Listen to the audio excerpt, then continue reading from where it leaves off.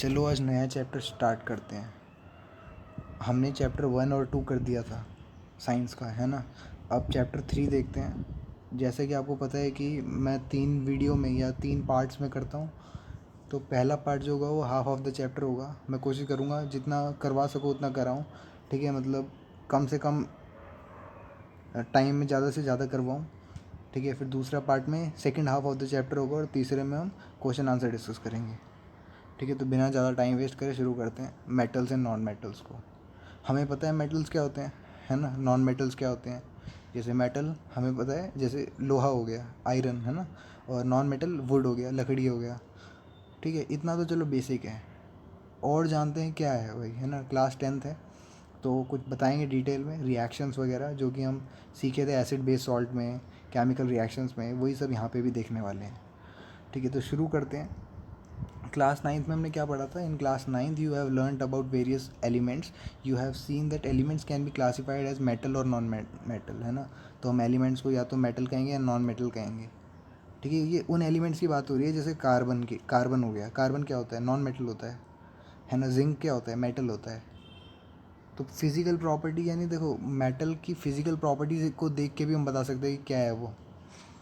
जैसे लकड़ी है ना, लकड़ी क्या है, उस पर आवाज़ आती है क्या जब हम उसको, जैसे लोहा है, लोहे पे आवाज़ आती है ना जब हम उस पर टच करते हैं।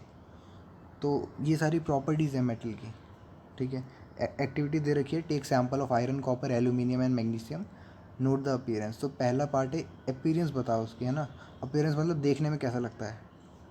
तो metal in their pure state have a shiny surface, ठीक है। तो ये पहली बात हमें पता चल गई कि जो मेटल होता है, ज़रूरी नहीं है मेटल, लोहा एक टाइप का मेटल है, ठीक है। कॉपर भी एक, पीतल एक टाइप का मेटल है, एल्यूमिनियम एक टाइप का मेटल है, मैग्नीशियम एक टाइप का मेटल है।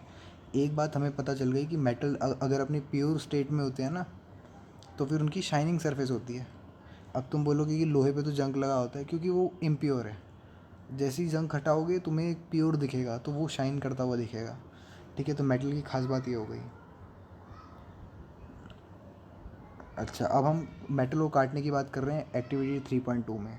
तो देखते हैं भाई मेटल को काटने से क्या होता है। तो भाई मेटल जो है बहुत हार्ड चीज़ है ना। तुम ऐसे नहीं लोहे को काट दोगे एक चाकू से। तो हार्ड होते हैं मेटल, और वो डिपेंड करता है कि कितना हार्ड है एक मेटल, है ना, कि कितनी डेंसिटी है, कितना घनत्व है उसमें, उस पर डिपेंड करता है। एक चाकू से तो काटा नहीं जा सकता, ठीक है। तीसरी एक्टिविटी कहती है एक्टिविटी 3.3 कि हमें क्या करना है उसमें। अच्छा, हथौड़े से वार करना है। तो क्या होता है जब तुम देखते हो हथौड़े से वार करने का, तुम ये सोचो जब स्कूल में तुम लंच लेके जाते हो तो एलुमिनियम का फॉइल पेपर होता है ना, वो शाइन करता हुआ। तो उस पर तुम हथौड़े से मारो या हाथ से ही मुक्का मार दो उस पर, तो वो क्या होता है, पतला होता जाता है जितना मारते हो तुम, और फ्लैट होता जाता है एक तरह से, है ना। तो वो क्या है, हम मेटल को एक शीट्स में बीट कर सकते हैं। मान लो बहुत ज़्यादा फोर्स लगाएंगे ना तो इस मेटल को पिचका के एकदम शीट बना सकते हैं। जैसे पेज होता है हमारा ना कॉपी का, वैसे भी मेटल कर सकते हैं हम उसको बहुत फोर्स लगा के, ठीक है। तो इसको कहते हैं मेलेबिलिटी, ठीक है। इस प्रॉपर्टी को कहते हैं, अगर मेटल को हम शीट बना सकते हैं ना तो उसको, इस प्रॉपर्टी को हम कहते हैं मेलिएबिलिटी, ठीक है। सबसे ज़्यादा मेलिएबल होता है गोल्ड एंड सिल्वर। अगला देखते हैं, the ability of metal to draw into thin wire is called ductility, ठीक है। अब देखो तुम्हें पता है कि मेटल को हम शीट बना सकते हैं। शीट समझते हो ना क्या होता है ना, पतला सा एकदम फ्लैट। डक्टिबिलिटी कब पता चलती है, जब मेटल को वायर के रूप में, थिन वायर के रूप में बना सकें। वायर पता है तार होती है ना, जैसे बिजली की तार हो गई, गोल होती है, पतली होती है ना। तो अगर पतली सी तार बना सकेंगे ना हम, तो समझ लो मेटल क्या है, डक्टाइल है। तो पूछ लेते हैं what is ductility, what is malleability, है ना। तो गोल्ड जो है वो मोस्ट डक्टाइल मेटल है, यानी गोल्ड की पतली सी तार बनाई जा सकती है ना। तुमने देखा होगा जो तुम वो झुमके या गहने पहनते हैं, है ना, जो ईयर रिंग्स कान में पहनते हो, अगर वो सोने की हो तो कितना पतली सी लाइन होती है।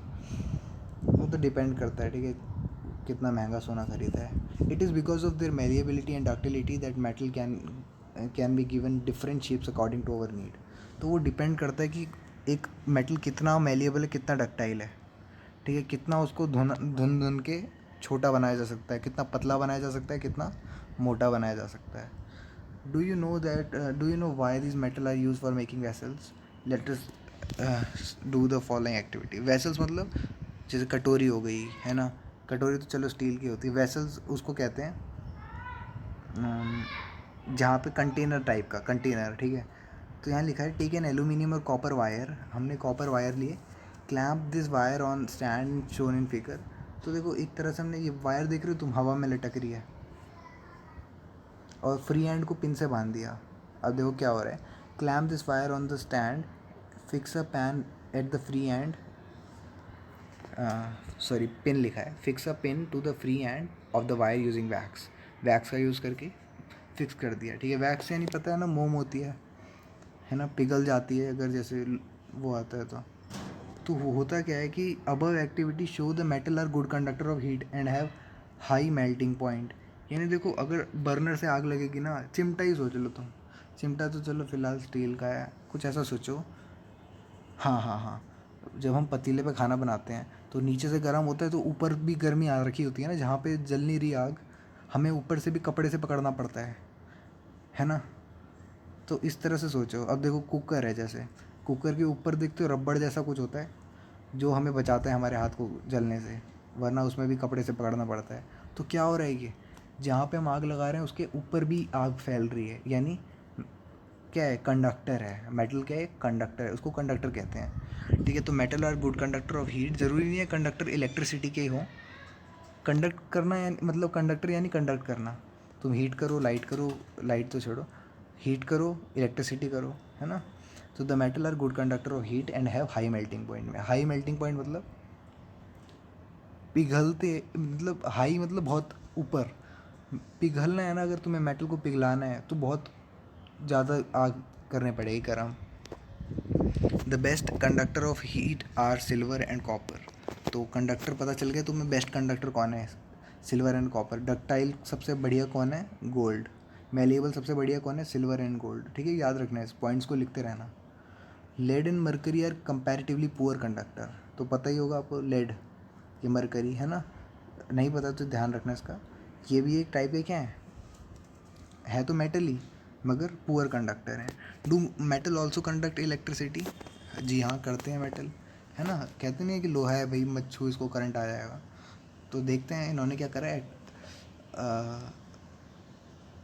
हाँ, तो बल्ब जलाना है, बीच में क्लिप्स के बीच में हमें मेटल रखना पड़ेगा।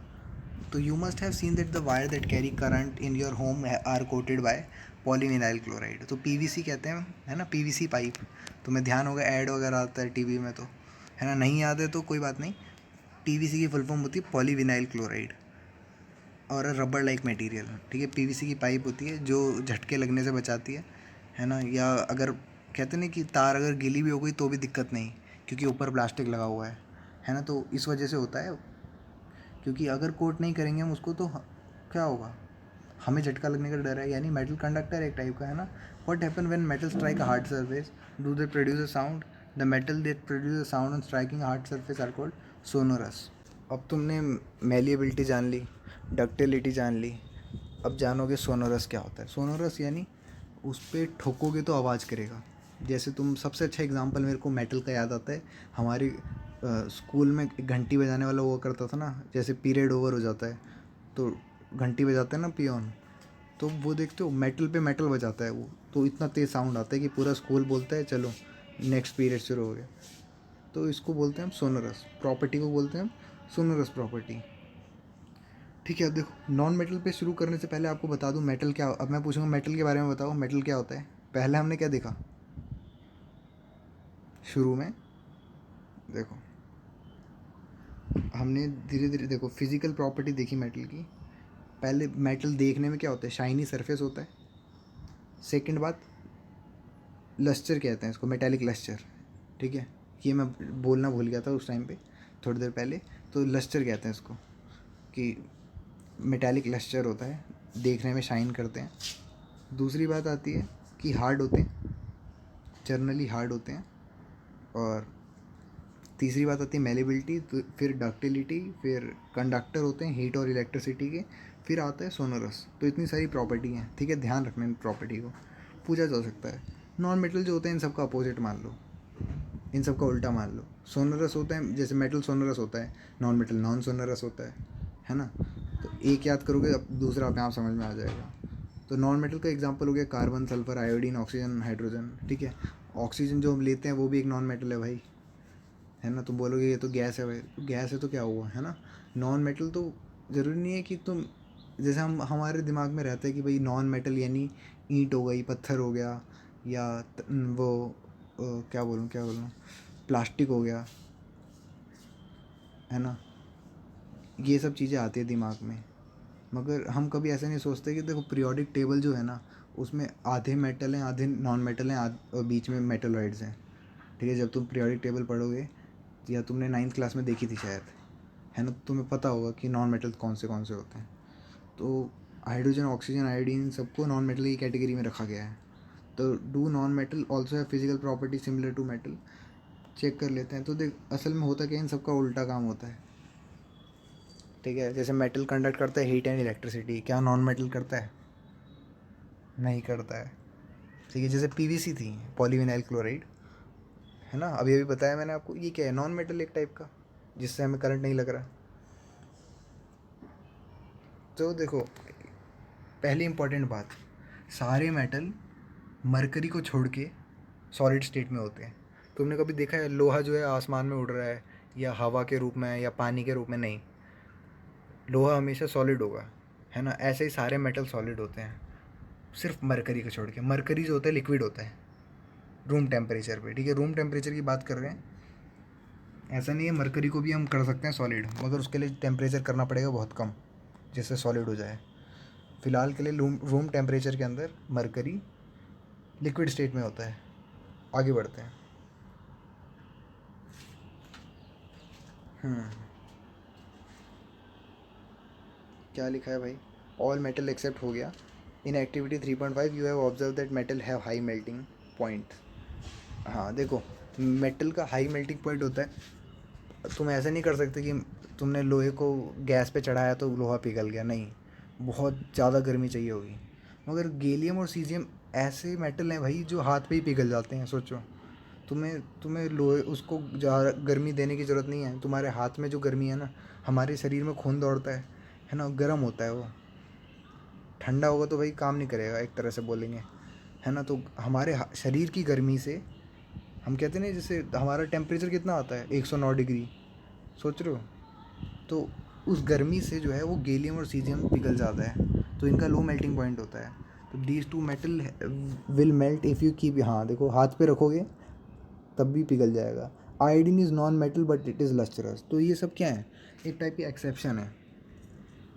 एक्सेप्शन किन्हें कहते हैं, जैसे बोलते हैं कि भाई तुम्हारे आसपास सब बेवकूफ़ हैं और तुम्हारी क्लास में तुम बड़े होशियार बच्चे हो, तो क्या होगा, तुम एक्सेप्शन हो जाओगे पूरी क्लास के। मान लो पूरी क्लास में सब बेवकूफ़ बच्चे हैं, है ना। तो अंधों में काना राजा जैसे होता है, तो एक्सेप्शन होता है वो, जिसकी एक आँख होती है, बाकी सब तो अंधे हैं, है ना। तो ऐसा ही कुछ होता है मेटल और नॉन मेटल में। जैसे आयोडीन हो गया एक्सेप्शन। क्या है आयोडीन?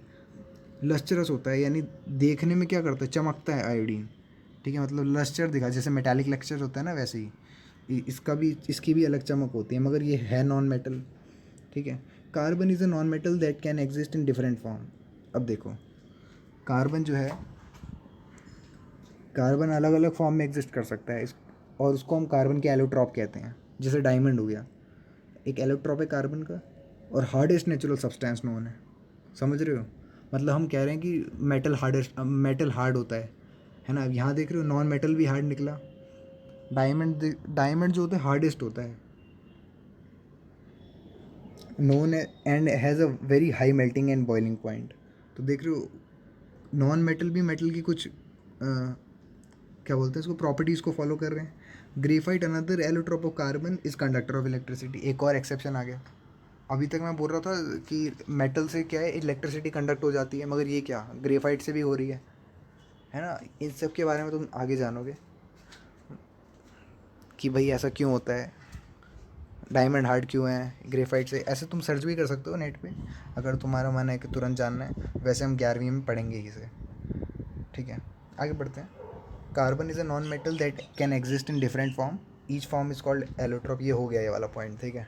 सेकंड पे आते हैं एल्कली, सॉरी फोर्थ पे आते हैं alkali metal lithium sodium potassium are so soft that they can be cut with a knife. अब देख रहे हो मेटल की बात हो रही है, ये अल्कली मेटल यानी जो बेसिक मेटल होते हैं जैसे लिथियम सोडियम पोटेशियम इतने सॉफ्ट होते हैं कि तुम इसको चाकू से आराम से काट सकते हो। तो they have low density and low melting point, तो इनका मेल्टिंग पॉइंट भी कम होता है, डेंसिटी भी कम होता है, ठीक है। तो ये देखो कितना मज़ेदार है, ठीक है। केमिस्ट्री में यही मज़ा आता है कि हर जगह एक्सेप्शन देखने को मिल जाएगा। तुम्हारे मतलब क्या होता है, तुम्हारी क्लास में हर बच्चा वो है बेवकूफ़ है मगर तुम समझदार निकल गए, है ना। तो ये तुम्हें ढूंढने में मज़ा आएगा क्योंकि तुम एक्सेप्शन हो इसमें। तो यही होता है केमिस्ट्री में, हर बार कोई ना कोई एक्सेप्शन निकल जाता है, ठीक है। तो element can be more clearly classified as metal and non metal on the basis of their chemical property. बाकी सब तो सेम है, ठीक है। जो जो मेटल होता है वो नॉन मेटल नहीं होता, मगर ये सारे एक्सेप्शंस हो जाते हैं। अच्छा अब देखो क्या कह रहे हैं, एक्टिविटी कौन सी है, 3.8 कह रहे हैं take a magnesium ribbon and some sulphur powder, burn the magnesium ribbon, collect the ashes from and dissolve in water, test the resultant solution with both red and blue litmus, is the product formed on burning magnesium acidic or basic, now burn sulfur powder, place a test tube over the। तो तुम्हें पता होगा यार, ये तो हमने कहाँ acid base and salt में देख लिया था।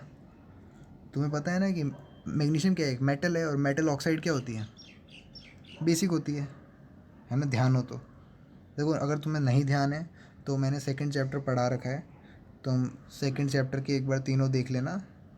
अगर क्वेश्चन आंसर नहीं देखना तो पहली दो देख लेना सिर्फ, है ना, उससे भी काम हो जाएगा। और नॉन मेटल ऑक्साइड जो होती हैं हमेशा एसिडिक होती हैं। तो सल्फर क्या है, नॉन मेटल ऑक्साइड है, तो लिखा है most non metal produce acidic oxide, सही बात है, when dissolve in water. On other hand most metal give rise to basic oxide. You can learn more about this metal oxide in next session. समझ में आती है बात, जो मैंने अभी अभी बोला वही इन्होंने लिख भी रखा है। क्वेश्चन आंसर्स को छोड़ देते हैं, स्किप करते हैं। Chemical properties of metal, we will learn about the chemical properties of metal in the following session, for this collect the sample of the following metal. अब देखो अब केमिकल प्रॉपर्टीज़ पे आते हैं, ठीक है। मेटल केमिकली कैसा बिहेव करता है, फिजिकल तो देख लिया तुमने, चमकता है, मेलिएबल होता है, डक्टाइल होता है, सोनरस होता है, हार्ड होता है, कंडक्टर होता है ना, ये सब तो चलो देख लिया। अब आते हैं केमिकल प्रॉपर्टीज़ में। अभी तक हमने क्या पढ़ा, फिजिकल प्रॉपर्टीज़। तो केमिकली हम देखने वाले रिएक्शन में इसका क्या रोल होता है। तो हम इसके लिए क्या करेंगे, aluminium copper iron lead magnesium zinc and sodium को कलेक्ट कर लेते हैं, कोई एक्टिविटी वगैरह करने वाले हैं, ठीक है। What happen when metals are burn in air. तो देख रहे हो केमिकल प्रोसेस कैसे होता है। पहला काम कर रहे हैं हम कि मेटल को एयर में बर्न करने जा रहे हैं। तो मैग्नीशियम जब बर्न होता है तो क्या होता है, डीजलिंग वाइट फ्लेम निकलती है। जैसे अनार जलाते हैं तो अनार के अंदर मैग्नीशियम के वो होते हैं टुकड़े, ठीक है। तो अगर तुम मैग्नीशियम का रिबन होगा तुम्हारे पास केमिस्ट्री लैब में, तो फिर उसको जला के देख लेना एक बार, तुम्हें पता चल जाए जैसे फुलझड़ी चलती है वैसे ही चलेगा, ठीक है। इससे अच्छा क्या एग्जाम्पल होगा फुलझड़ी से अच्छा, फुलझड़ी पे भी मैग्नीशियम होता है, ठीक है।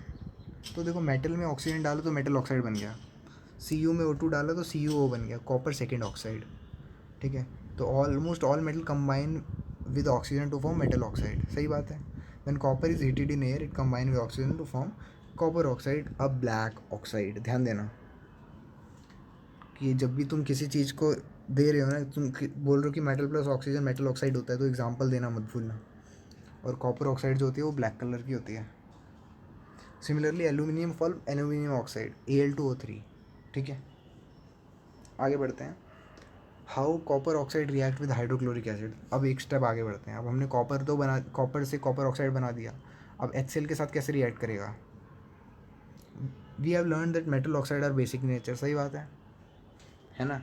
But some metal oxide such as aluminium oxide zinc oxide show both acidic as well as basic behaviour. तो देखो यहाँ थोड़ा एम्बिग्यूटी आ गई।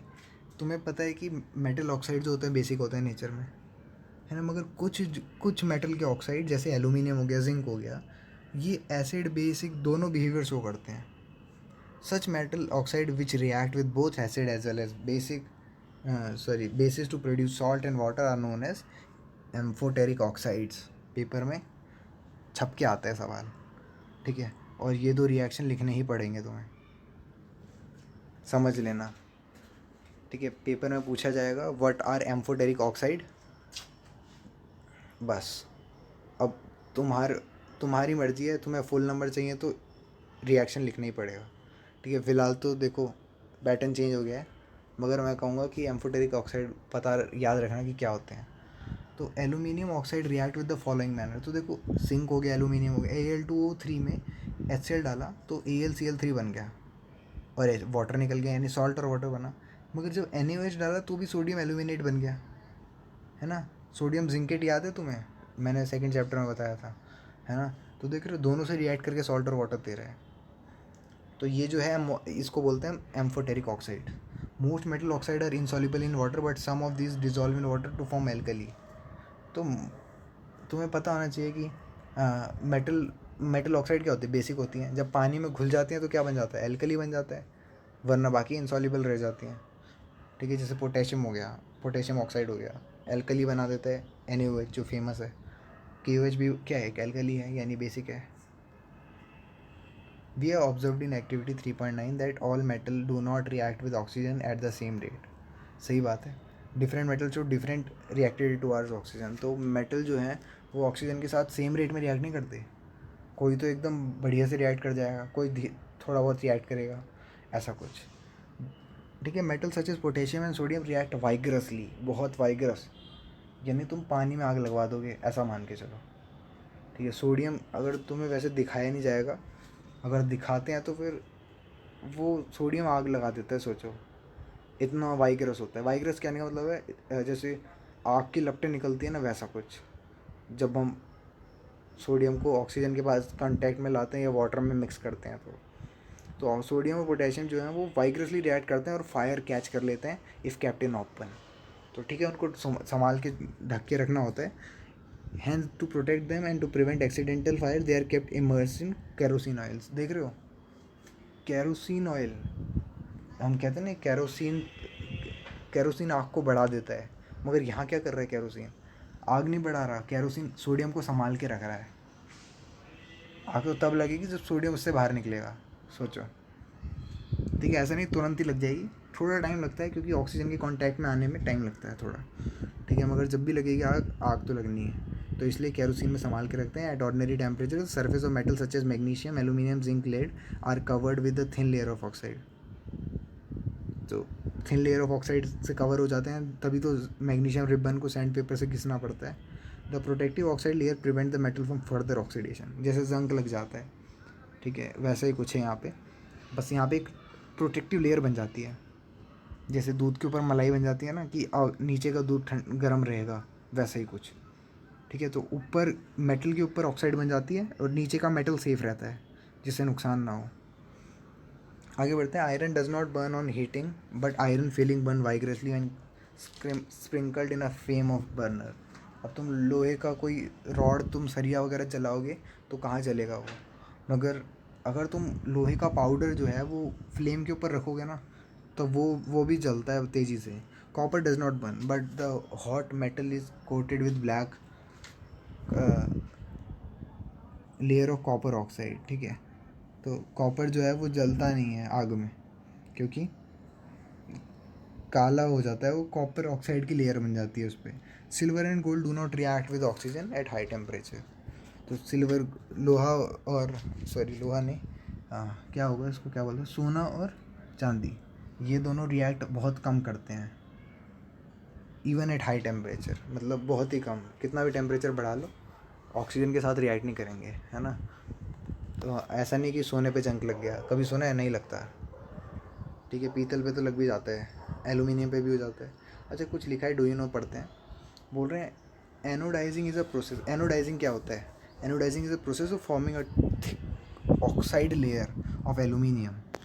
Aluminium develop a thin oxide layer when, अच्छा थिक लिखा था, नीचे थिन हो गया, thin oxide layer when expose to air. This aluminium oxide coat metals in resistant to further corrosion. ठीक है, तो resistant can be improve further by making the oxide layer thicker. During anodizing, a clean aluminum article is made the anode and electrolyzed with dilute sulfuric acid. The oxygen gas evolved at the anode react with aluminum to make it thicker, protective oxide layer. This oxide layer can be dyed easily to give article an attractive finish. तो देखो काफ़ी इसके बारे में भी हम पढ़ेंगे आगे जाके कभी, है ना. फिलहाल यहाँ पे डू यू नो में दे रखा है तो थोड़ा बहुत हिंट दी है. क्या होता है, एल्यूमिनियम की ऑक्साइड जो होती है बड़ी खतरनाक होती है, अंदर की चीज़ों को सेफ रखती है ना. अब तुम जैसे हम क्या करते हैं, मिल्टन की बोतल में पानी गर्म रहे तो हम ऊपर से ढक्कन लगा देते हैं, है ना. वैसा ही हम कोई मेटल सेफ रहे तो हम उसके ऊपर से एल्यूमिनियम की परत चढ़ा देते हैं, एल्यूमिनियम ऑक्साइड की परत चढ़ा देते हैं, क्योंकि एल्यूमिनियम ऑक्साइड की परत जो होती है वो बहुत हार्ड होती है. ठीक है, तो यही बोला है.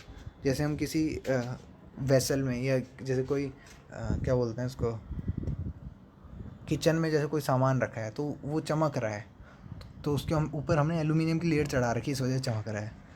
इवन गाड़ियों में बड़ी बड़ी गाड़ियाँ होती हैं, गाड़ियाँ किससे बनती हैं, लोहे से ही तो, मतलब मेटल से ही तो बनती हैं. तो उस मेटल के ऊपर एल्यूमिनियम की लेयर चढ़ा देते हैं. कैसे चढ़ाते हैं, एक प्रोसेस, इलेक्ट्रोलिसिस का प्रोसेस होता है. ये भी बड़ी बातचीत है, मतलब आगे जाके देखेंगे हम. ठीक है, इसमें काफ़ी रिएक्शन वगैरह होती हैं, फिर इलेक्ट्रॉन्स ट्रांसफ़र होते हैं. बस इतना समझ लो कि एल्यूमिनियम ऑक्साइड की लेयर चढ़ा देते हैं ऊपर, मोटी परत, जिससे कि अंदर का मेटल सेफ रहे.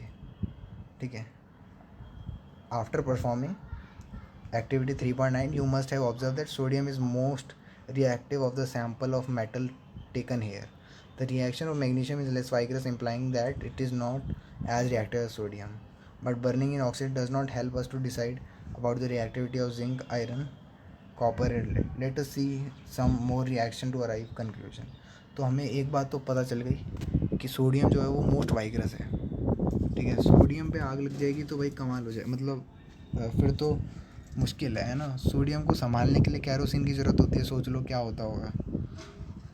तो सोडियम जो है वो सबसे ज़्यादा वाइग्रस वो करता है, रिएक्ट करता है ऑक्सीजन के साथ. मैग्नीशियम वगैरह भी करते हैं, मगर इतना सोडियम की कंपैरिजन में कम. और उसके बाद आता है zinc, iron, copper and lead.